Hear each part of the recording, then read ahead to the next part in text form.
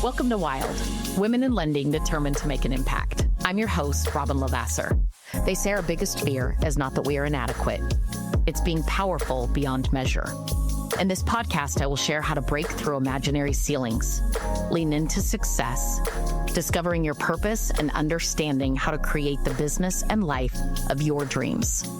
From failures to triumphs and all the tactics in between, let's jump into the wild arena together.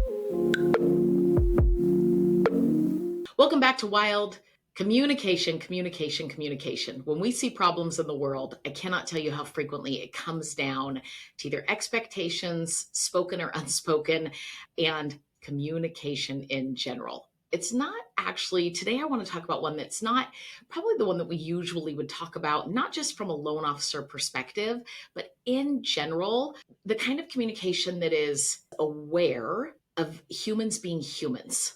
Because sometimes we forget that. And so we communicate the way that we want to communicate. We deliver messages the way we want to. I know my husband and I can kind of banter back and forth. And he's saying, hey, I'm just talking to you right now. And I'm saying, no, you're not. You deliver it in a different way. And all of a sudden we're heightened, if you will, or we're shut down, right? That's a common emotion that comes in.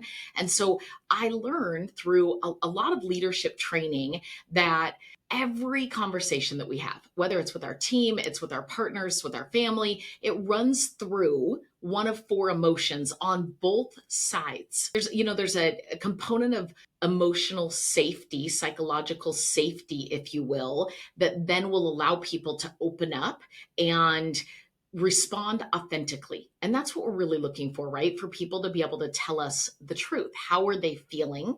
What they are hearing, what that means to them, right? Are they going to take the next action we want them to? All of these components come down to that communication.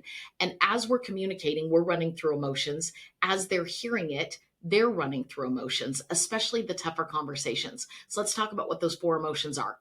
It's mad, sad, glad, scared. Let me say it again. Mad, sad, glad, scared. Let's start with mad. Mad, you would think, is really apparent, if you will, on how someone's feeling, but it doesn't always mean losing control or losing your cool, if you will, or yelling. Sometimes you're mad, people can just internalize it, right? It's a quiet frustration.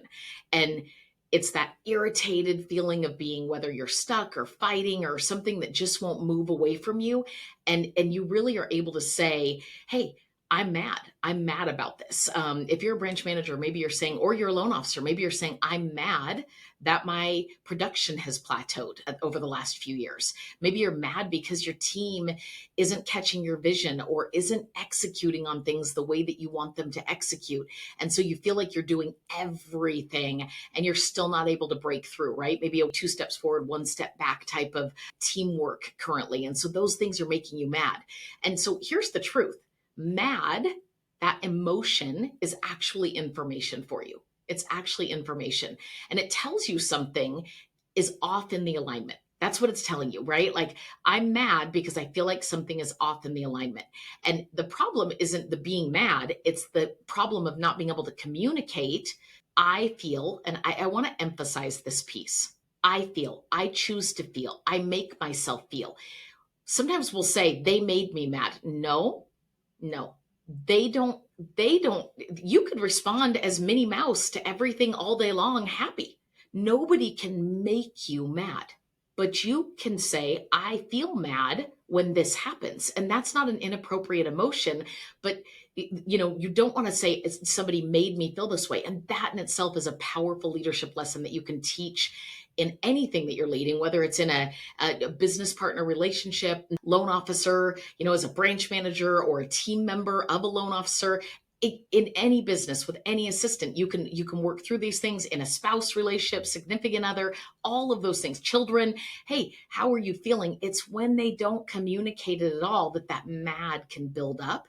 And man, then it leaks out sideways, right? It leaks out in sarcasm. It leaks out in burnout. It leaks out in microcontrol. It leaks out in more balls getting dropped. It leaks out in calling in sick frequently, potentially at the office. But when you can stop and say, hey, I'm frustrated because I care and I want this to be better, the whole tone shifts. right? The whole tone shifts and you go from emotional reactivity to leadership clarity. So this could be you yourself feeling this. I'm mad.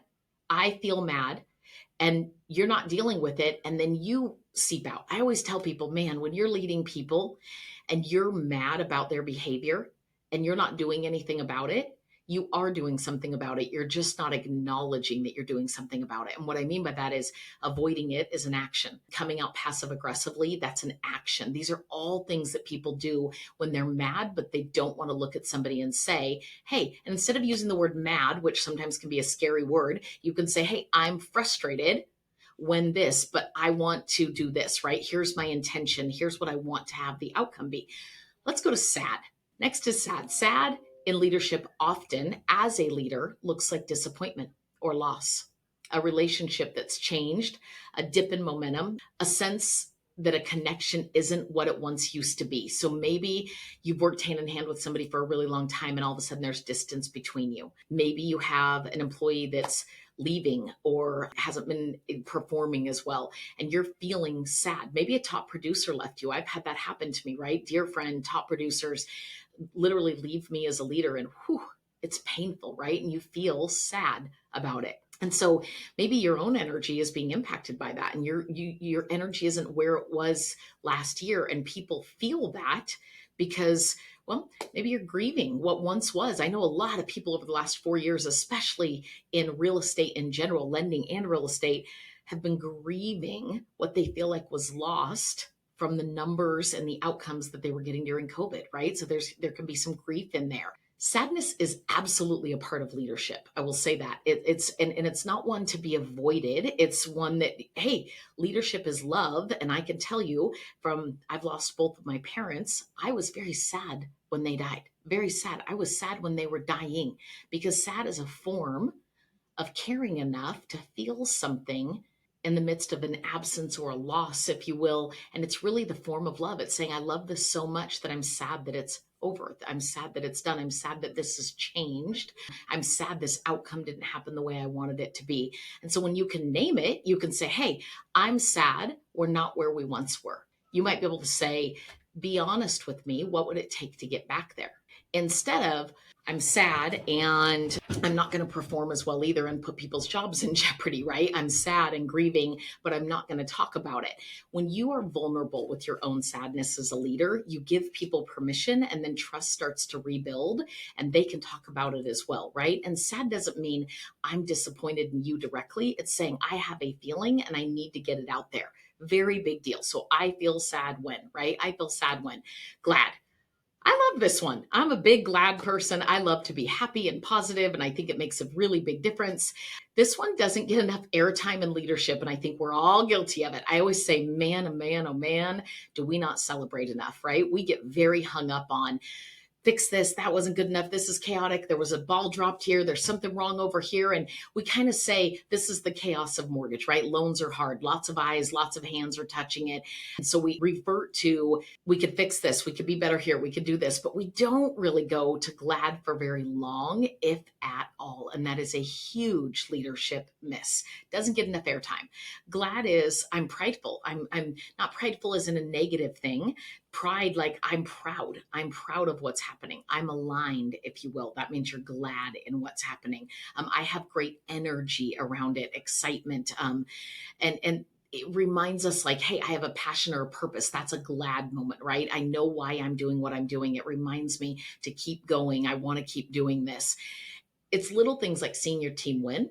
It's the first text from a client saying, I can't believe I just bought a home. You changed my life. Thank you for teaching me. Thank you for showing me, this is so exciting. It's quiet moments when you drive and you think, I just had a few conversations this week where loan officers said, I can't believe I'm closing 10 loans. I can't believe this was my paycheck last month. It's okay to be glad in those moments, to verbally be glad, to be proud of them, right? To feel in alignment with them.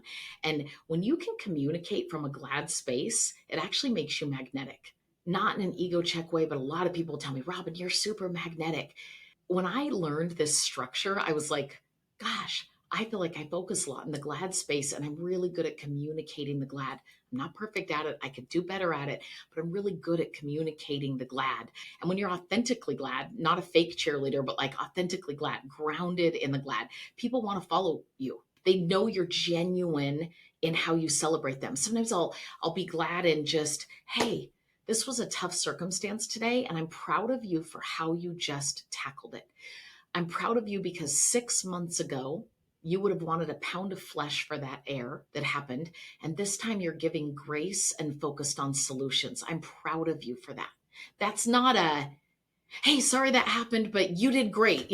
That's, and I won't call that fake cheerleader. There could be still some substance behind it, but what a difference it makes when instead you can really articulate to somebody what you are glad in for them as a leader. Big difference when you can say it loud, celebrate it, high five. Can't believe we got that done. Tell more people, share the good news, if you will, right? Share the gospel of good things happening in mortgage. One of the things that you can say is, hey, team, I'm proud of us. That was a hard month. That was a hard loan. That was a hard client. That was a hard referral partner. I was hard during that, right? That was a black cloud and you overcame. Like saying I'm proud.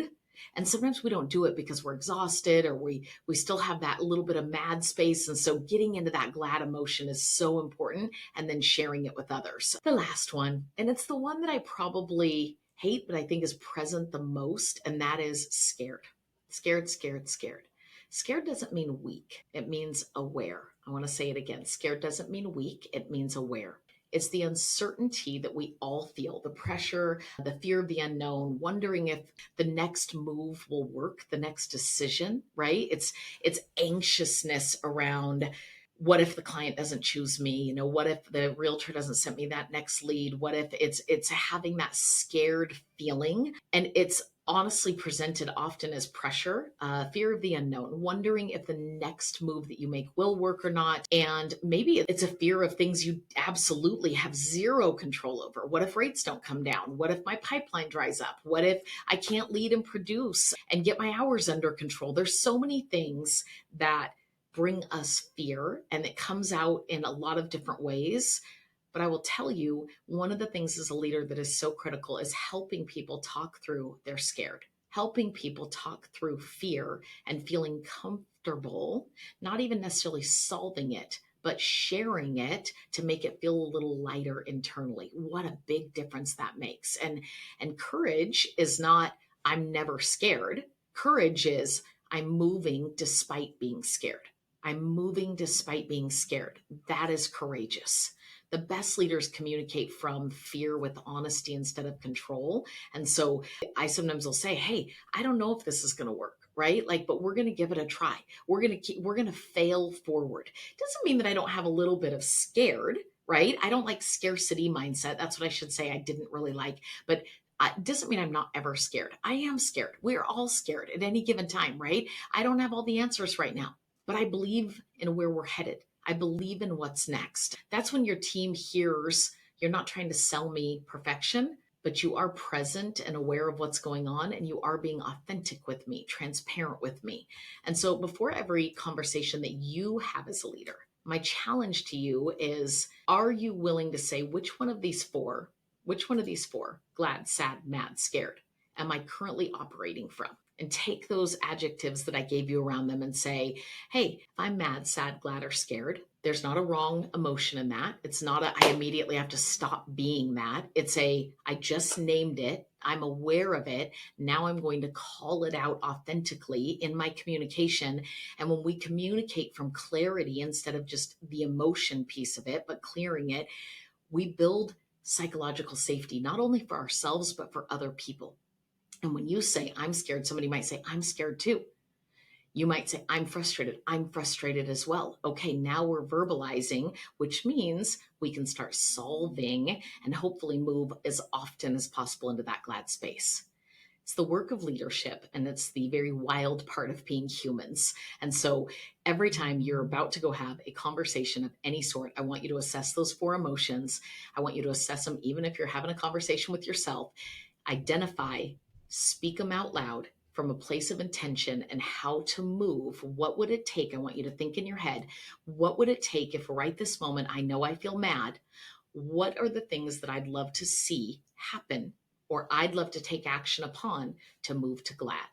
And the more frequently we can move to glad, the better off we'll all be. We'll see you soon.